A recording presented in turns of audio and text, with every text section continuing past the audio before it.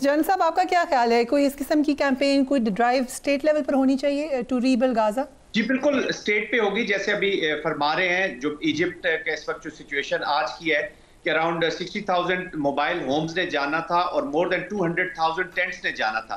But unfortunately Egypt के बीच में अभी ओनली 20,000 टेंट्स को जाने दिया इजराइलीज ने, और वहां पे बहुत ही कंडीशन खराब है। ऑफ कोर्स पाकिस्तान की लीवरेज है, पाकिस्तान सऊदी अरेबिया के साथ मिलके और बाकी जो अरब कंट्रीज है उनके साथ मिलके पाकिस्तान को सीरियसली जो ह्यूमैनिटेरियन एफर्ट्स है उसके ऊपर फोकस करना होगा।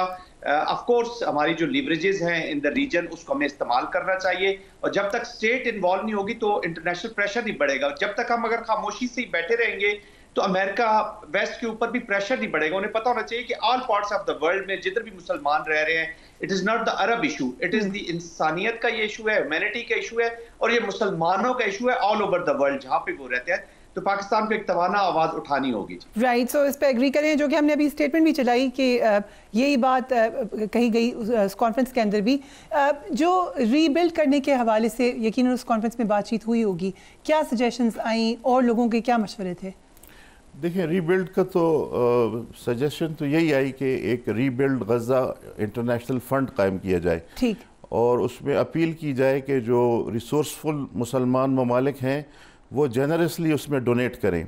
सब ममालिक उसमें, नॉन मुस्लिम ममालिक को भी अप्रोच किया जाए, और बुनियादी तो अखलाकी तौर पर तो ज़िम्मेदारी उनकी बनती है जिन्होंने तबाह किया है। उनकी अखलाकी, अगर कोई बैनुल अक़वामी कानून होता इस दुनिया में तो उनको वो अकाउंटेबल करते कि आपने तबाही की है ये सारी, वहाँ पर जेनोसाइड में भी आपने हिस्सा लिया है और गज़ा की तमाम तबाही भी आपके बमबारी की वजह से हुई है।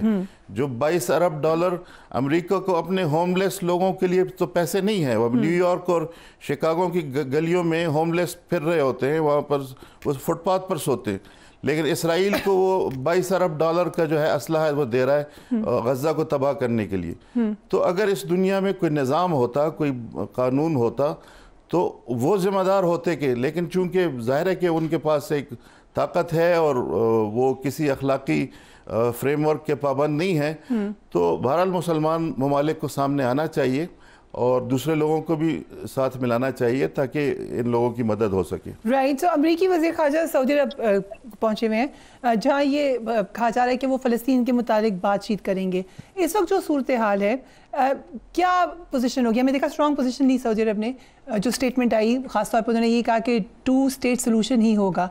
क्या एक्सपेक्ट करें आप सऊदी अरब की तरफ से? देखें, ये जो इस रीजन के ममालिक हैं,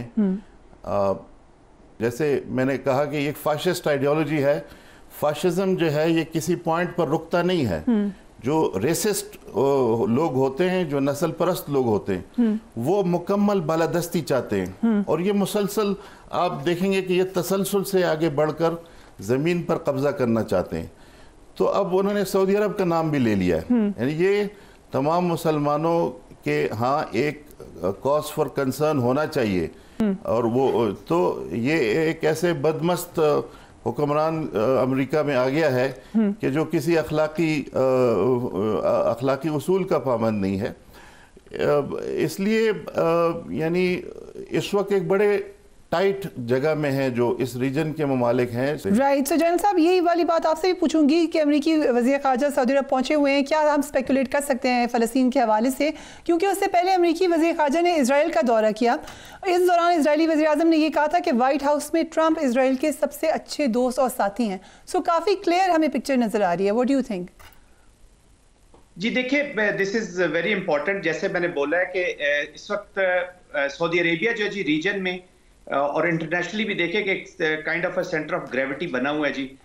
यहाँ पे रशियन एक्टिविटी भी यहीं पे हो रही है, रशियन यूक्रेन की, और उसके बाद पैलेस्टाइन के इशू में तो ऑफ कोर्स सऊदीया के लिए बड़ा चैलेंजिंग इस वक्त एनवायरनमेंट है, क्योंकि सबसे ज्यादा खतरा जो फरिया हमें समझने की जरूरत है, सबसे खतरनाक प्रपोजिशन ये होगी जो सिनारियो मैं देख रहा हूँ अनफॉर्चुनेटली, वो होगा कि जब इजराइल इस वक्त पूरी कोशिश कर रहा है कि वो अमेरिका को ईरान के खिलाफ खड़ा कर दे या ईरान पे अटैक करवाए अमेरिका से।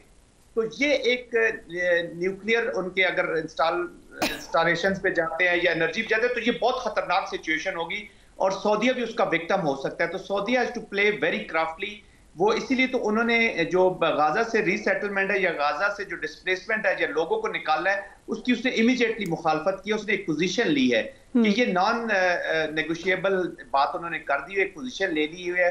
سعودیہ کا بہت امپورٹنٹ رول ہے اور سعودیہ کو چاہیے کہ وہ باقی عرب ممالک کو بھی اپنے ساتھ لے کر چلیں۔ اور جو ایران کا رسپانس آیا ہے جوہری پروگرام کے حوالے سے، جو پہلے اسرائیلی وزیر اعظم نے کہا تھا، اس کو آپ کیسے دیکھتے ہیں؟ اس کا کوئی اثر ہوگا؟ جی دیکھیں دیٹ از ویری، میں نے وہی کہا نا، وہ پریشر بلڈ کر رہے ہیں۔ سب سے زیادہ خطرناک یہ چیز ہوگی کہ ایران کو اس وار میں اگر ڈرا کر لیا جائے گا۔ ایران نے بھی اپنی پوزیشن لی، آف کورس جب تک اسرائیل کے پاس جوہری ہتھیار ہیں ایران کو خطرہ رہے گا اور ایران اپنا پرسو کرے گا، اپنا، وہ تو کہتے ہیں ہمارا لیجیٹیمیٹ رائٹ ہے اپنے آپ کو ڈیفینڈ کرنا، جی وہ اس کو پرسو کرنا چاہیں گے۔ لیکن بہت ہی خطرناک سچویشن ہے، اور اب یہ سعودی عربیہ کے وزٹ کے بعد اور اس کے جو ابھی دیکھیں ابھی فرسٹ فیز جو سیز فائر بھی ہوا ہے لیبنان میں بھی، یہاں پہ بھی وہ پریکٹیکلی تو ایک آپریشنل پاز ہی ہے، وار تو جاری ہے، وار کنٹینیوسلی جاری ہے۔